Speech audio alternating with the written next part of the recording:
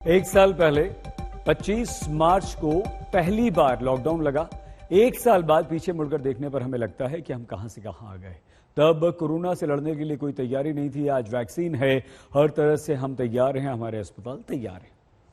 अब इस समय देश में जहां भी हैं वहीं रहे।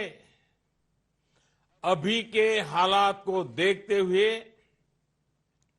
देश में ये लॉकडाउन 21 दिन का होगा।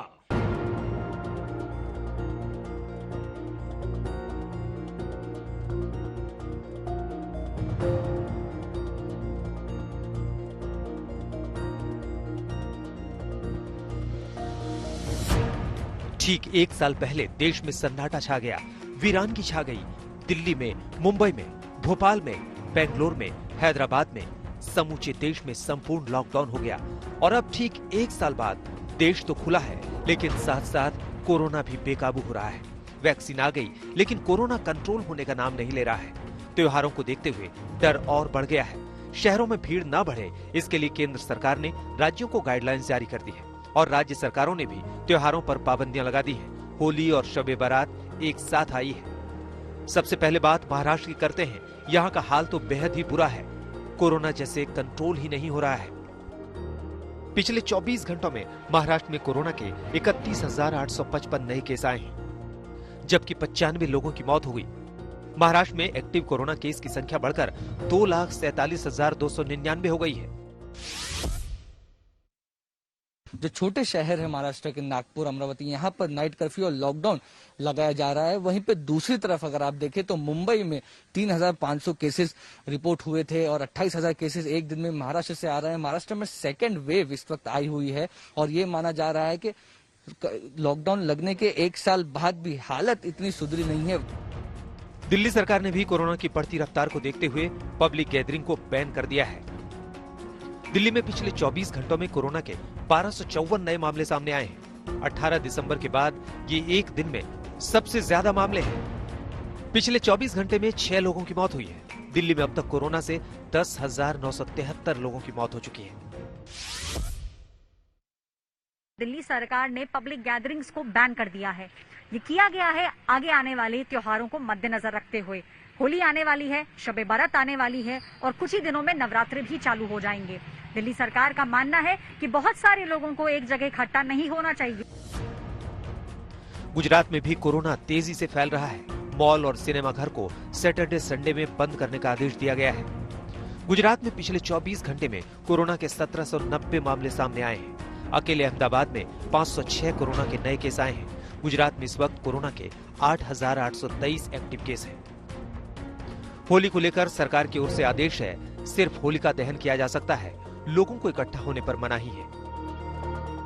उत्तर प्रदेश, राजस्थान और तमिलनाडु में कोरोना के नए केस तेजी से बढ़ रहे हैं। पिछले 24 घंटे में यूपी में कोरोना के 737 नए केस आए हैं, तो राजस्थान में 669 कोरोना के नए मामले आए हैं, जबकि तमिलनाडु में 1636 लोग कोरोना से संक्रमित हुए हैं।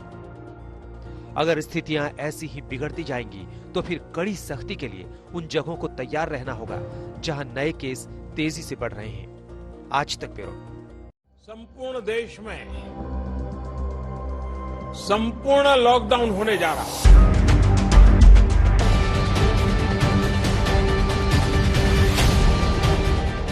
चौबीस मार्च 2020 की मध्यरात्रि से दुनिया का सबसे बड़ा लॉकडाउन भारत में लगा। 21 दिनों तक 130 करोड़ की आबादी घरों में बंद हो गई।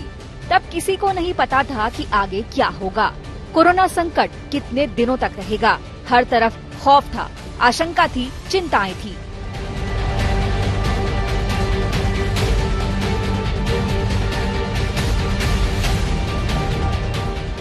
रोज कमाकर खाने वालों को पता नहीं था कि आगे क्या होगा, कैसे घर चलेगा।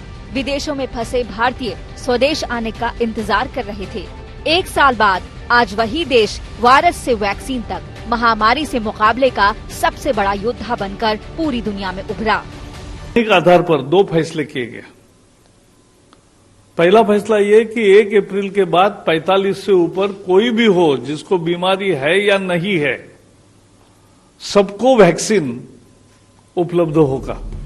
भारत में 1 अप्रैल से टीकाकरण का तीसरा चरण शुरू हो गया। क्या हम कोरोना को हराने से बस एक कदम दूर हैं, या फिर लापरवाही और असावधानी ने हमें दोबारा महामारी के अंधे कुएं की तरफ धकेल दिया? 1 साल पहले 25 मार्च 2020 की वो तारीख लोगों के जहन में ताज़ा हो गई, जब गृह मंत्रालय के आदेश पर सब कुछ बंद कर दिया गया।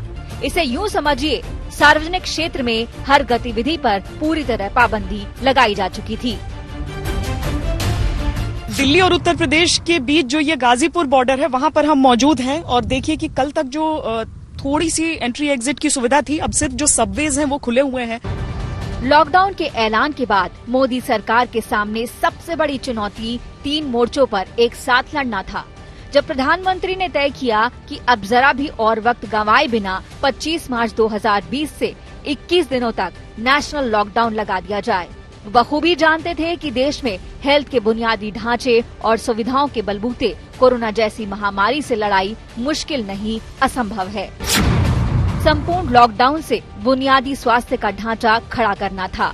लॉकडाउन का वक्त महामारी से मुकाबले की तैयारी के लिए था। कोरोना के संक्रमण को देश भर में फैलने से रोकने का था। देश भर में कोरोना की टेस्टिंग लैब के नेटवर्क को खड़ा करना था। वेंटिलेटर से लेकर पीपीई किट के स्वदेश में निर्माता तैयार करने का था।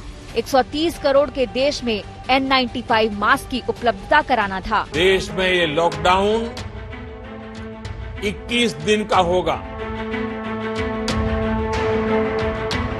भारत में लॉकडाउन को अब 3 मई तक और बढ़ाना पड़ेगा।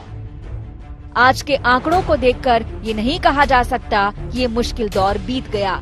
कोविड के मामलों का ग्राफ आज कुछ राज्यों में दूसरी लहर तक पहुंच गया। भले ही टीके की खुशी हो, लेकिन संक्रमण की नई लहर का कहर बताता है कि महामारी अब भी हमारे बीच मौजूद है। आज तक ब्यूरो।